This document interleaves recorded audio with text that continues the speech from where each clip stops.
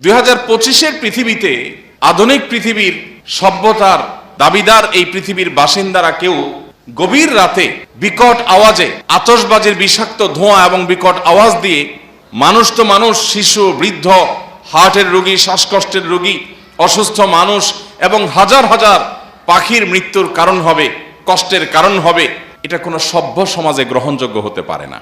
রাত 12টা 1 মিনিটে আপনি যখন উৎসবে মেতে উঠছেন, আপনি যখন চিৎকার চেঁচামেচি করছেন, আপনি যখন আনন্দ উৎসব হয়ে হুল্লোড় করছেন, তখন শত শত হাজার হাজার লক্ষ লক্ষ মানুষ ঘুমিয়ে আছে। আপনার বিকট আওয়াজ হয়তো তাদের ঘুম ভাঙিয়ে দিচ্ছে। প্রতি বছর এই 31st নাইটের কারণে যে পরিমাণ নিরাপত্তা ঝুঁকি হয়ে থাকে, প্রত্যেক বছর পুলিশ থেকে, প্রশাসন থেকে নিষেধাজ্ঞা থাকে, কোনো প্রকার পটকা ফুটানো যাবে না, এটা করা যাবে না, সেটা করা যাবে না, কিন্তু কে শুনে কার কথা?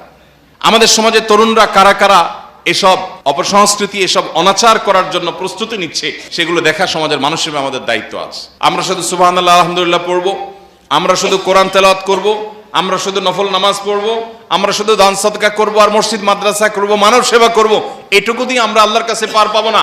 আমার চোখের সামনে অনাচার হচ্ছে, অন্যায় হচ্ছে, অশ্লীলতার বিস্তার হচ্ছে, বেহায়াপনার বিস্তার হচ্ছে, মানুষ এবং পশু পাখির কষ্টের কারণ হচ্ছে, মানুষের জীবন এবং স্বাস্থ্যের ঝুঁকি তৈরি করা হচ্ছে, সেটা দেখার পরও যদি আমার ন্যূনতম দায়িত্বটুকু পালন না করি, তো কিয়ামতের ময়দানে আল্লাহর কাছে আপনাকে আমাকে জবাবদিহি করতে হবে। প্রতি বছরই যখন খ্রিস্টীয় নববর্ষ ঘনিয়ে আসে, দেশের অগণিত মানুষ আতঙ্কগ্রস্ত হয়ে পড়েন। খ্রিস্টীয় নববর্ষকে উদযাপনের নাম করে তথাকথিত মুসলমানের সন্তানদের অনেক অনাচার, অনেক স্বেচ্ছাচারী এবং নানাবিধ অপকর্মের কারণে প্রকৃতি, পরিবেশ, স্বাস্থ্য ঝুঁকি, নিরাপত্তার ঝুঁকি, নৈতিকতার অবক্ষয় সহ একসাথে অনেকগুলো আঘাত আমাদের এই সমাজ, আমাদের এই রাষ্ট্র, আমাদের এই পরিবার এবং মানুষের উপরে প্রতিনিয়ত আক্রমণ হতে থাকে, পতিত হতে থাকে। প্রতি বছরই খ্রিস্টীয় নববর্ষ আসলেই সারা দেশের সমস্ত মসজিদগুলো থেকে ওলামা একরাম সচেতন করবার উদ্যোগ গ্রহণ করেন। ইমাম সাহেবগণ মানুষকে অনাচার থেকে নিবৃত রাখবার জন্য পথনির্দেশ দিয়ে থাকেন।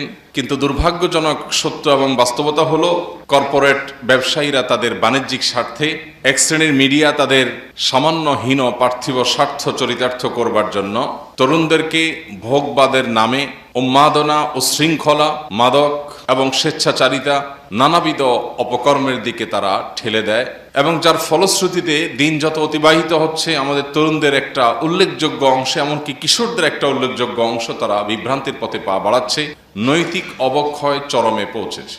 আমরা প্রতি বছরই আপনাদেরকে এই সময় আসলে স্মরণ করাবার চেষ্টা করি। নতুন বছরের প্রথম মুহূর্তকে, প্রথম দিনটিকে বিশেষভাবে উদযাপন করবার, আনন্দ উল্লাস এবং হৈহুল্লোড় করে কাটাবার এই কৃষ্টি, এই সংস্কৃতি এসেছে শত শত হাজার হাজার বছর আগে অগ্নিপূজকদের থেকে। অগ্নিপূজক, প্রকৃতি পূজারীরা মনে করত বছরের প্রথম দিন, প্রথম ক্ষণ, প্রথম মুহূর্তকে আনন্দ উল্লাস করে, হৈহুল্লোড় করে, উৎসব করে, ভালো কিছু খেয়ে দিয়ে যদি কাটানো যায়, তাহলে সারা বছর ভালো থাকা যায়। এই কুসংস্কারাচ্ছন্ন, অযৌক্তিক, অবৈজ্ঞানিক এবং ভুল ভ্রান্ত বিশ্বাসের উপরে ভিত্তি করে তারা উদযাপন করত নওরোজ। রোজ মানে দিন, ন মানে নতুন, নওরোজ মানে হলো নতুন দিন।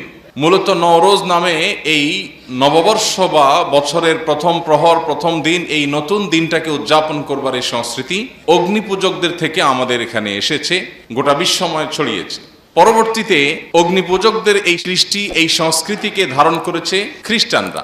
খ্রিস্টীয় বর্ষ যখন শুরু হয়, তখন বিশ্বব্যাপী খ্রিস্টানদের মধ্যে এটিকে উদযাপন করবার, বিশেষভাবে উৎসব উল্লাস করে কাটাবার একটা কৃষ্টি আজ আমরা গোটা দুনিয়াতে দেখতে পাচ্ছি। প্রশ্ন হলো, নববর্ষ উদযাপনের এই যে প্রক্রিয়া, এই যে পদ্ধতি, এটা কতটা যৌক্তিক, এটা কতটা গ্রহণযোগ্য?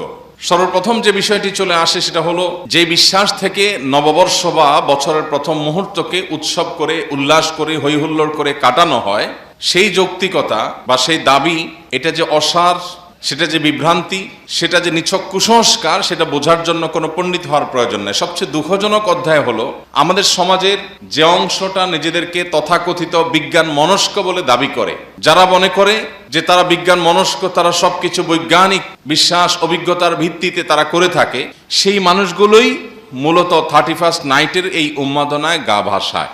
একদিকে যারা নিজেদেরকে বিজ্ঞান মনস্ক বলছে, অপরদিকে তারা নতুন বছরের প্রথম মুহূর্তে হই হুল্লোড় করছে। কেন হই হুল্লোড় করছে? এই প্রশ্ন যদি আমি আমার সে সকল তরুণ বন্ধুদের কাছে রাখি, আমি জানি না তারা কি উত্তর দিবেন।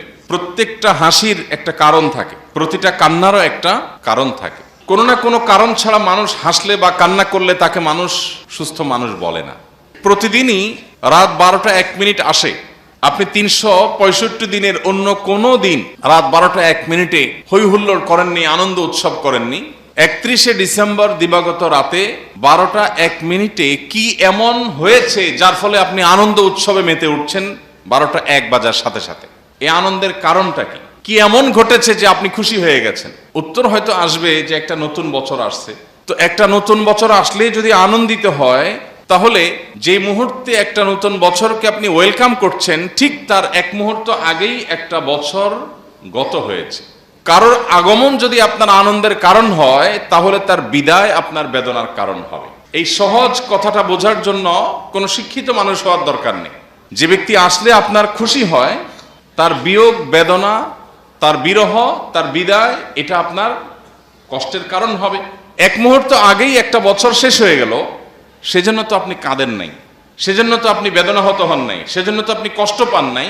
তাহলে নতুন বছর আসছে, সেজন্য আপনি খুশি হচ্ছেন কোন যুক্তিতে? সকল নতুন কি মানুষের আনন্দের কারণ? নতুন কিছু আসলেই কি মানুষ আনন্দ করবে, উৎসব করবে? জীবনে প্রথম কেউ বাঘ এবং সিংহের মুখোমুখি হয়েছে সরাসরি, প্রথম, ফার্স্ট টাইম। কি বলেন? আনন্দে হো হো করে হেসে দিবে না যে বাঘ সিংহ দেখেছি আমি মোবাইল স্ক্রিনে কিংবা খাঁচার ভেতরে, এখন আমার সামনে একেবারে বাঘ হাজির, সাপ হাজির, সিংহ হাজির, হিংস্র কোনো প্রাণী হাজির। মানে নতুন একটা প্রাণীকে একটা নতুন ভাবে দেখেছি, এই খুশিতে, এই আনন্দে মানুষ হো হো করে হেসে দিবে। আল্লাহ রাব্বুল আলামিন বলেছেন কোরআনে কারীমে, কুল্লু নাফসিন যায়িকাতুল মাউত, প্রত্যেক প্রাণীকে মৃত্যুর স্বাদ আস্বাদন করতে হবে। প্রতিটা প্রাণীকে মৃত্যুর স্বাদ আস্বাদন করতে হবে। আমরা পৃথিবীতে যখন এসেছি, এই পরোয়ানা নিয়েই এসেছি যে আমাকে একটি প্রাণী হিসাবে একদিন মৃত্যুবরণ করতে হবে। সেই দিনটা কখন আমি জানি না, কিন্তু একজন ইমানদার হিসাবে আমি বিশ্বাস করি, আমি গভীরভাবে মনে প্রাণে এই ধারণা পোষণ করি, জানি, বিশ্বাস করি যে আল্লাহ রাব্বুল আলামিন আমার জন্য হায়াতের যে সময়টা বাজেটে রেখেছেন, তার 1 মুহূর্ত বেশি আমি থাকতে পারবো না, আগেও আমি যেতে পারবো না। অতএব আল্লাহ রাব্বুল আলামিন যে আমার সীমিত সীমাবদ্ধ হায়াত দিয়ে পাঠিয়েছেন, একটা বছর শেষ হয়ে যাওয়া মানে হলো জীবন থেকে একটা বছর খসে পড়া, আমার কবর আরো কাছাকাছি আসা। মৃত্যুদণ্ড প্রাপ্ত কোনো আসামি যার যে কোনো সময় যে কোনো দিন মৃত্যুদণ্ড হতে পারে, মৃত্যুদণ্ডের পথে, দণ্ড কার্যকর করার পথে আর কোনো বাধা নেই, সেই ব্যক্তি, তার কাছে নতুন সকাল কিংবা নতুন সন্ধ্যা কখনো আনন্দের কারণ হয় না। কারণ সে জানে একটা সকাল আসা মানে হলো তার জীবন থেকে একটা রাত শেষ হয়ে গেল, হতে পারে সে আর কোনো রাত পাবে না। একটা সন্ধ্যা আসা মানে হলে হয়তোবা তার জীবন থেকে সর্বশেষ দিনটি পার হয়ে গেল, আর কোনো সূর্যের আলো সে দেখবে না। আমরা মৃত্যুদণ্ডপ্রাপ্ত আসামির মত হুবহু না,